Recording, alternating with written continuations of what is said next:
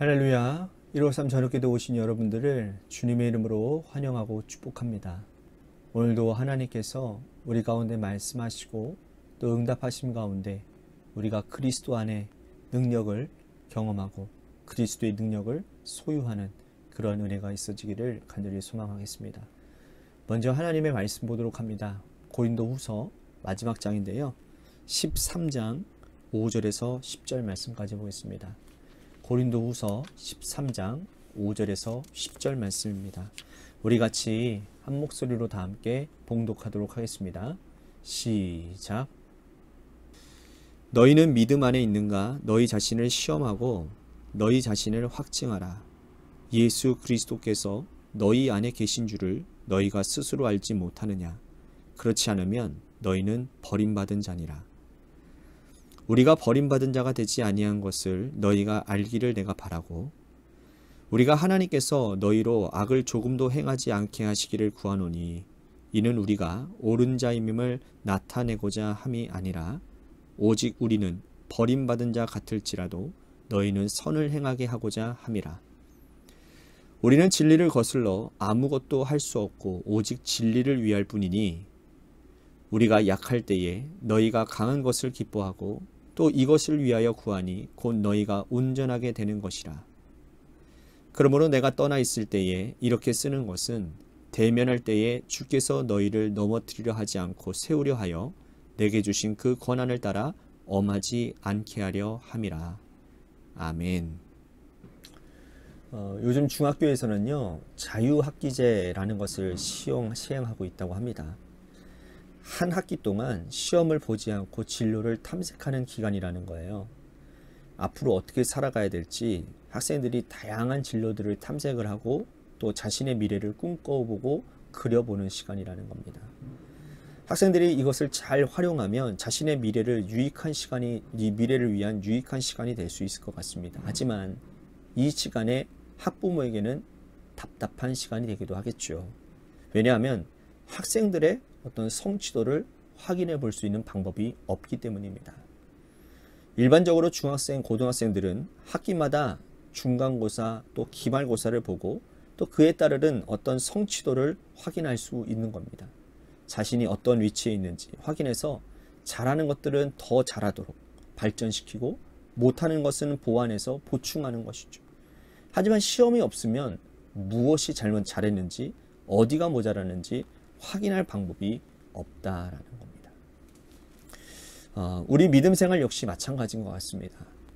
하나님께서 믿음 생활을 하는 우리들에게 가끔 시험을 주시는데 그 시험을 통해서 확인하고 달아볼 수가 있는 거죠. 시험을 잘 통과한 자들에게는 하나님이 또 다른 사명을 주시고 다음 단계로 나아가도록 도우십니다. 성경에 보면 믿음의 위인들을 세우기 전에 하나님께서는 그들의 믿음을 달아보십니다. 대표적인 사람이 바로 기드온이죠. 사사시대 이스라엘 백성들이 미디안 족속에게 압제를 받을 때였어요. 이스라엘 백성들은 하나님께 우리를 미디안 손에서 구원해달라고 간구했습니다. 하나님은 그들을 위해서 기드온이라는 사사를 세워주셨어요. 하지만 본격적으로 그에게 사명을 주시기 전에 한 가지 시험을 하십니다. 기드온에게 하나님이 말씀을 하세요. 너희 아버지 집에 있는 바알의 제단을 헐고 아세라 우상을 회파해라. 한 민족을 구원하는 사사가 되기 위해서는 가정부터 바로 세우라는 하나님의 뜻이었습니다. 기드온은 하나님의 말씀을 붙들고 그의 아버지 집에 가서 바알 제단을 헐고 아세라 목상을 회파했습니다. 그 이후에 하나님은 그에게 사명을 주셨어요. 자, 오늘 본문에서도 사도 바울은 고린도 후서를 마감하면서 고린도 교회 성도들에게 너희 자신의 믿음을 시험해봐라 라고 말씀하고 있습니다. 5절 말씀 보시면 너희는 믿음 안에 있는가? 너희 자신을 시험하고 너희 자신을 확증하라. 예수 그리스도께서 너희 안에 계신 줄을 너희가 스스로 알지 못하느냐? 그렇지 않으면 너희는 버림받은 자니라. 믿음 안에 있는지를 시험하고 너 자신을 확증하라고 말씀을 합니다. 자, 5절 하반절에 있는 믿음 안에 있다라는 것은 뭐냐면 그리스도 안에 있다라는 것을 말씀하는 거예요.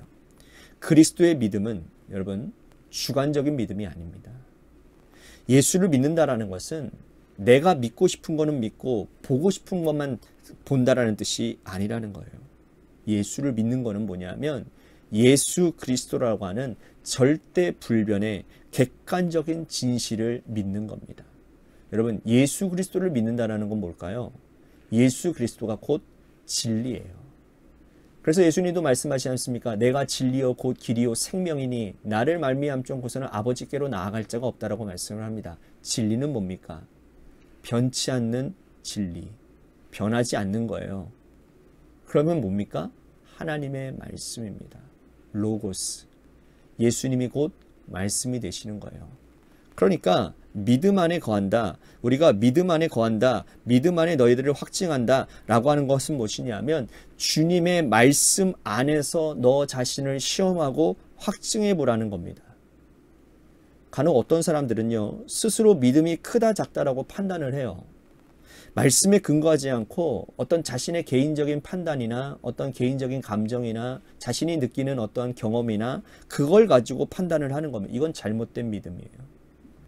하나님의 말씀에 근거하지 않는 믿음은 여러분 흔들리기 쉽습니다. 그러고 보면 처음엔 신앙생활 열심히 막 뭔가 이룰 것 같다가도 몇 년 지나고 나면 시들해지고 아무것도 안 하고, 그죠? 그런 능력이 나타나지 않는 그런 모습들은 왜 그렇습니까? 말씀에 근거하지 않은 믿음이기 때문에 그런 거예요. 그러면 흔들릴 수밖에 없습니다. 왜냐? 자신이 원하는 조건이 맞춰지지 않으면 안 하는 거예요. 자기가 하고 싶은 것만 하는 거예요. 그거는 믿음이 아니에요. 신념입니다. 여러분, 고린도 교회 성도들은 어땠을까요? 그들은 믿음 안에 있는 자들이 아니었다라고 말씀을 해요. 확고 불변한 말씀을 붙들고 사는 자들이 아니었다라는 거예요. 유대에서 온 어떤 사람들이 바울의 사도성을 흔들 때 그들의 믿음도 흔들렸다라는 겁니다. 고린도전서를 보면 그들은 분열했고 음행했고 또 우상의 재물 때문에 흔들렸습니다. 결혼 문제, 성만찬 문제, 은사 문제, 부활을 믿지 않는 자들의 문제, 하여튼 간에 교회 안에 수많은 문제들이 있었어요. 그들이 그리스도의 말씀 위에 굳게 터전을 두고 집을 짓지 않았기 때문에 일어났다라는 문제였던 것입니다. 그래서 바울은 그들에게 진리의 말씀을 다시 한번 확인시키고 말씀 위에 든든한 집을 세우라 라고 지금 권면하고 있는 거예요. 말씀 위에서 자신을 확증하지 않으면 사단이 찾아올 때 쉽게 흔들리는 겁니다. 그러고 보면요, 믿음 생활 하시는 분들 가운데 이 사람 저 사람 말에 쉽게 흔들리는 사람들이 있습니다. 왜 그런지 아십니까? 그 안에 말씀에 대한 확고한 믿음이 없기 때문입니다. 말씀이라고 하는 기준이 딱 세워져 있으면 그 들려지는 소리 가운데 하나님의 뜻인지 하나님의 뜻이 아닌지가 분명해집니다. 하나님의 마음인지 하나님의 마음이 아닌지를 분간할 수가 있는 지혜가 생기는 거예요. 근데 그게 없으니까 사단이 올 때에 사단이 자꾸 그런 소리를 내질 때 쉽게 흔들린다는 거예요. 에덴 동산에서 여러분 보세요. 뱀이 하와를 찾아왔을 때 하와가 뱀의 꼬임에 넘어간 이유가 뭡니까?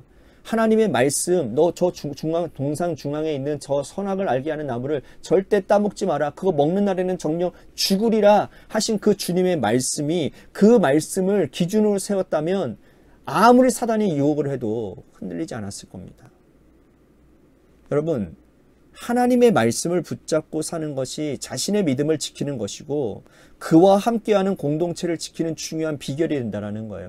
저는 간절히 바라옵기는 우리 관악교회 성도들이 하나님의 말씀으로 붙잡힌 사람들이 다 되시기를 바라겠습니다.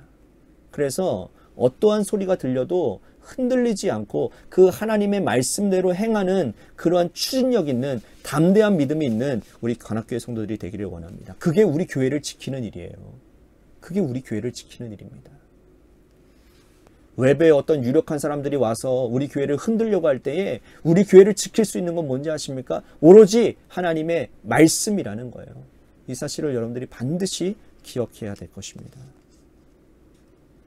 다시 말씀드립니다. 우리가 하나님의 말씀을 붙잡고 살아야 되는 이유는 나와 함께하는 가족, 우리 교회 공동체를 지키는 가장 중요한 비결이 되기 때문이라는 거예요. 하나님의 말씀을 붙들고 진리 위에 서 있으면 사단이 찾아와도 시련이 찾아와도 흔들리지 않습니다. 그러므로 바울은 고린도 교회 성도들에게 진리 위에 서는 것이 중요하다라고 다시 한번 강조하고 있는 거예요. 진리를 거슬러서는 아무것도 할 수 없다라고 말씀하고 있습니다. 진리 위에 서 있을 때 온전하게 된다라고 강조하고 있습니다. 진리가 뭡니까? 어제, 오늘, 내일 영원토록 변하지 않는 것을 진리라고 말하지 않습니까? 여러분, 진리는 한 가지밖에 없어요. 오직 예수 그리스도, 말씀 되시는 예수 그리스도인 것입니다. 여러분, 진리의 터전 위에 집을 짓는 자들이 하나님의 위대한 능력을 경험할 수 있습니다. 바울은 편지를 4번이나 쓸 정도로 이 고린도 교회를 사랑했습니다. 그렇게 사랑한 고린도 교회에게 마지막으로 하는 말씀이 진리 되신 예수 그리스도 위에 살아가라는 말씀이에요. 그렇게 살아가는 자들에게 바울은 삼일체 하나님의 이름으로 축도를 하고 있습니다. 오늘 여러분, 우리가 복잡한 세상 가운데 살아가고 있습니다. 오늘 하루 우리에게 어떤 일이 일어나는지 몰라요. 사단은 우리를 시험할 것입니다. 하지만 진리 위에 집을 짓고 살아간다면 삼일체 하나님이 주시는 복이 우리에게 임해서 흔들리지 않는 그러한 인생을 살아가게 될 줄로 믿습니다. 오늘 말씀 생각하면서 우리 같이 기도했으면 좋겠습니다. 하나님, 믿음 안에 그리스도 안에 살겠습니다. 변하지 않은 진리의 말씀 위에 하나님, 나의 신앙의 터를 세우겠습니다. 우리 같이 오늘 말씀 생각하면서 기도했으면 좋겠습니다. 또 한 가지 우리 같이 교회를 위해서 간절히 기도합니다. 하나님께서 세워주신 주님의 몸된 교회가 하나님의 뜻과 하나님의 말씀 위에 바로 서는 교회가 되게 하셔서 어떠한 외부의 어떠한 말들이 어떠한 사단의 계계가 우리 교회를 무너뜨리려고 한다 할지라도 능히 이겨내고 승리하여 주님의 사역들이 더욱더 확장되어지는 그런 교회가 되게 해달라고 우리 같이 기도했으면 좋겠습니다. 또 한 가지 재개발 가운데 놓여져 있는 주님의 교회를 위해서 여러분들 간절히 기도해 주시고요. 또한 육신의 질병으로 고통당하시는 분들과 또한 우리 교회와 또한 여러분들의 삶의 자리와 여러분들의 자녀들을 위해서 기도하시다가 시간 돌아가시기를 바랍니다. 노래 끝날 때까지 우리 같이 합심하여 기도하도록 하겠습니다. 기도하시겠습니다.